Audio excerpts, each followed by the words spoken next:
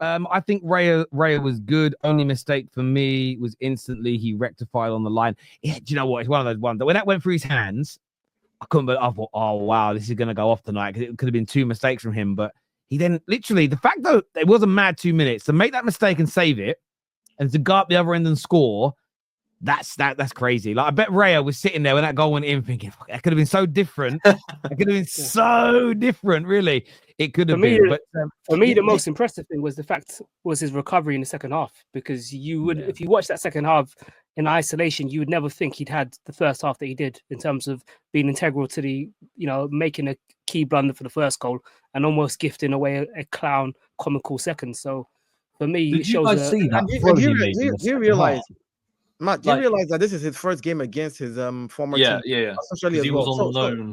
He was on loan. We've never played him. Maybe he was nervous. Yeah, that's what I'm saying. Like that's something that I like when I saw it, I was like Raya for the first, because I think for me it's either you play amazingly well against your former team or you have blunders.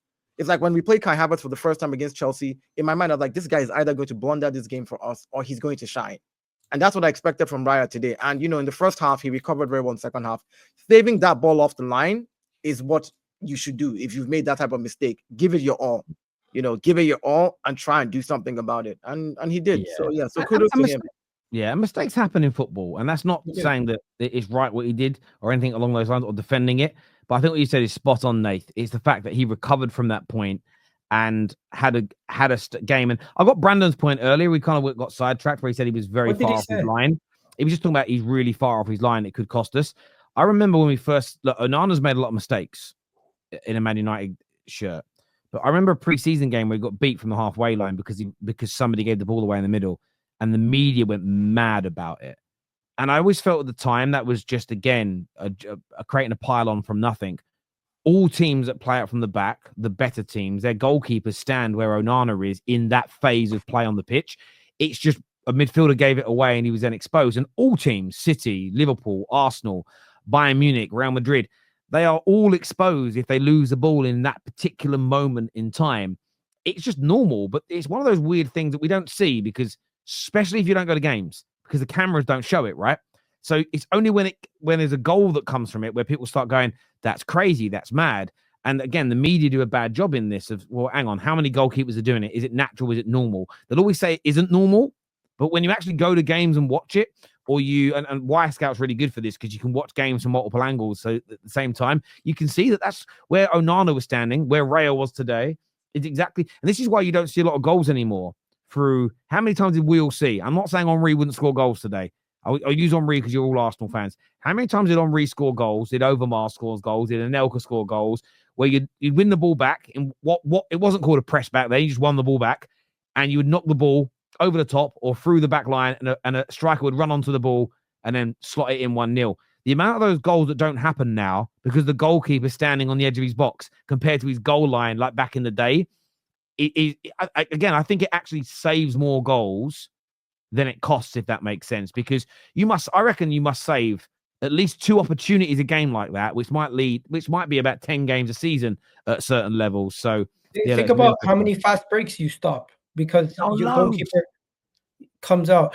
Also, one more thing, 2 things actually. First, Jason Cundy is an idiot for saying it's self-indulgent from Arteta playing him a couple of years ago, and now he gets a start against the same team 3 years later, and you can see he's a big part of it. Number 2, Chido Obi Martin and all these other guys who left Arsenal's academy are looking back at Arsenal right now, and they're saying, "Oh, maybe they should have stayed. They would have got more opportunities."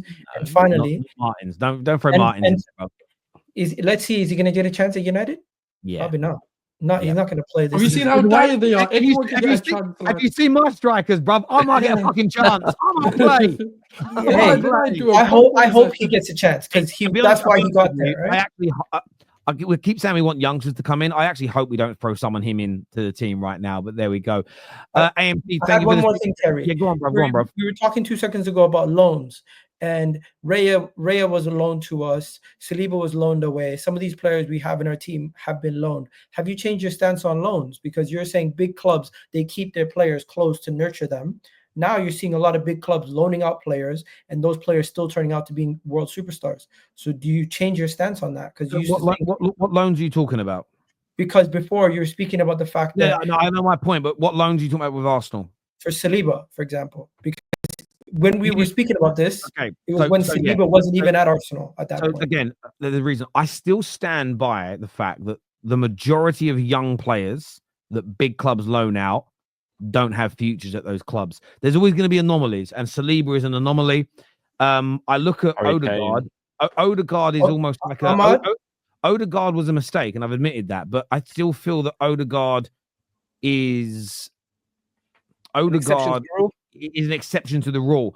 Ahmad's looking really good right now, but let's be honest, and I'm gonna be really fair. I'm really hopeful that Ahmad goes to a level, but he did brilliantly against City. The system ain't work. It isn't like he's doing it week in, week out yet. He's not like he's performing at Saka's level yet, right? And that's where Ahmad's got to get to that type of level for me to say he's an out-and-out Man United player, right? So let's see if he does. I hope he does.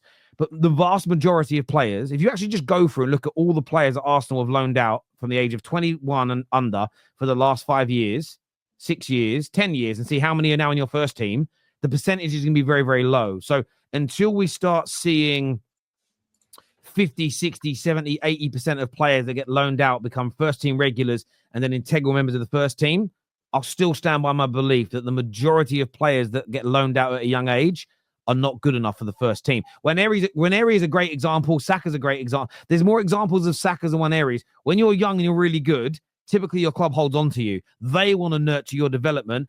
What they do with other players, and by the way, we made mistakes with Ahmad. I think Ahmad should have stayed. I don't think he should have got more game time. So that's an example where he should have stayed with us. But typically speaking, the better players stay with the club. There are anomalies. Beckham went out on loan. Harry Kane went out on loan. But the vast majority that make it seem to stay at their football club, personally. So I haven't changed my mind on it. And the Raya loan was different, wasn't it? The Raya loan was a much older player. Yeah. And again, the Saliba loan, let's be honest, we bought Saliba to actually play him immediately. But the reason we loaned him back was because his mom passed away. Saliba had just lost his mom and he didn't want to leave. He needed to cope. So we're like, all right, be at home, be around his family, be with his family and all that. So, okay, go back. Yeah. So go back to stay there. You know, so there may be reasons. So I think it depends on a player by player kind of circumstances and what kind of opportunities there are within the squad. I mean, at Arsenal, if we were in a situation where all our left backs were fit, would Miles Lewis-Skelly be getting the game time that he's been getting? And a lot of it falls down to opportunity. You know what the squad looks like, the semblance of the squad. If you've got 3 or 4 right wingers and they're all of a solid level of quality, Ethan might not get the game time that he's needed, and he might need to go in elsewhere for men's football. So I think it's a good point. A big part of that. Yeah. Listen, I think that's a good point, and it's one of those things where I think it needs a study. It needs someone to, I have a theory, and I would never listen. I've got a theory on it. Have I done hours of study? No, I would. Otherwise, I'd have the numbers. But yeah, I mean, you've got to look at it in multiple ways. I think the younger players that come in that are from foreign nations, I have more leeway with them because I can't imagine what it's like at 15 years. Beckham talks about how hard it was in the beginning to move from London to Manchester, but he's still in England, right? And I know there's differences. If you're from a working class area of London and then you move to a working class area of Manchester, I did that. And there's differences, but you can cope very well. If you're a young 15-year-old that's moved from France, that's moved from Brazil, that's moved from Belgium, I can understand maybe wanting a loan to go to a country where the language is the same, where the culture is similar as you grow and develop and everything else. So I do think you have to be wary, but generally my stance is the same, that most players that get loaned out when they're young don't make it to the highest level at your football club. But there's always going to be anomalies to those things. But listen, the Saliba loan, I've said it for a while. I think you did the absolute right thing. I feel if he was thrown into your team too young, when his head wasn't in the right space after his mother's passing and illness and everything else, you may not have the player you have today. I really think that. People keep saying, as a United fan, let's throw the youngsters in now. Also, the culture at the time. I'm a bit worried about throwing the youngsters in now. I'm a little bit worried about them being exposed to the problems that we're going through. I almost feel like to keep them away from it until we're a little bit better, maybe. You got to get that balance right because you don't want to go too early. But look, I want to thank the viewers for tuning in. You're legends, all of the super chats, all of the members. You're brilliant. A big shout out to our title sponsors, NordVPN. You shouldn't.